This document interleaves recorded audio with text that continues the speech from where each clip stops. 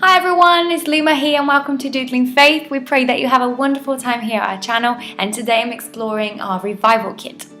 I don't know about you, but I'm in love with this kit. I love the look of it, I love the content, everything just works for me, and actually it's been a great pleasure to work together with Emanuela to produce the content on this, and also with Vicky, aka Unfiltered Faith, who did an amazing job painting the artwork for this. So Vicky and I have been dreaming of having our own kit and kind of launching this for a long time. So this is the result of a lot of prayer and a lot of time spent with God. So we're so blessed that we can actually share a little bit of our journey with you.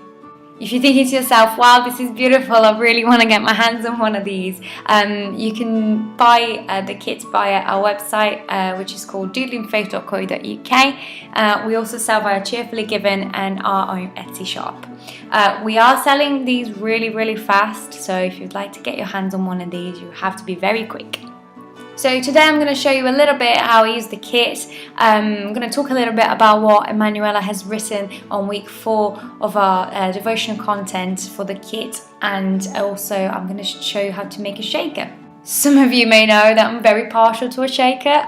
It's probably one of my favorite journaling things, and I love them because they're sparkly and they've got glitter, and I love stuff like that. And also it's a great way for you to put a title on your page without going on your margins, which means that you have more space to write on.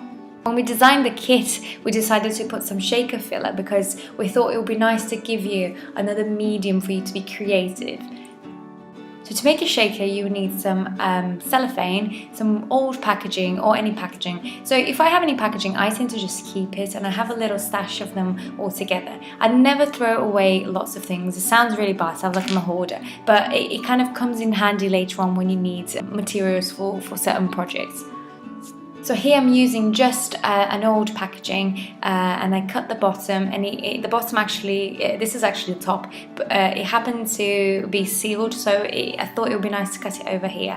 And this one actually has a hole punch through the middle, which some of you may think, oh, that's no good really, I can't use that because it's got a hole. But actually I'm going to use the little hole punch to kind of create a little bit of detail at the top of my shaker. So that will be the very top of my shaker, and I'm going to put some ribbon on it to make it pretty. I decided to use some of the scrapbooking paper within the kit to add a background, and I'm also going to put a sticker on top of it.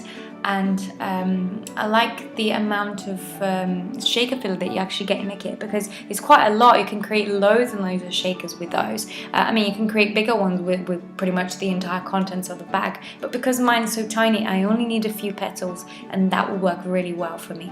I usually seal the top of my shakers with washi tape, but this time I'm just going to use a little bit of sellotape because it's transparent, and I want the top of the shaker to kind of be completely seamless.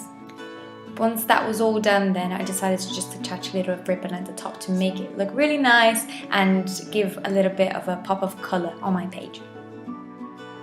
This week's devotional talks about what success looks like for Jesus. Now, we all have very different ideas about success. Some people think that it has something to do with having lots of money. Others think that doing well at a job makes you successful. But success is actually achieving a goal you set to accomplish. Jesus had a very clear goal when he came to earth. It was to save us. Did he achieve this goal? Yes. Looking at Jesus' life though, it might not seem so. Lots of people really didn't like him. He was rejected and he died a horrible death. But all his pain and his suffering was to bring life to you and me. Jesus also invested in people, and thanks to those people, we know the gospel today.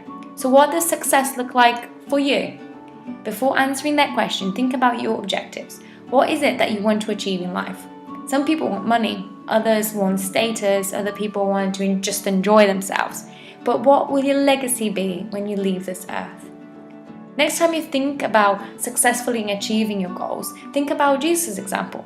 He had a goal. His goal had nothing to do with him, but all to do with obeying his Father and loving people on earth. If we make Jesus' objectives ours, how much different will success look like for us compared to what we thought it would? I'd love to hear from you in a comment below. So to end this week's video, I'd just like to pray for you.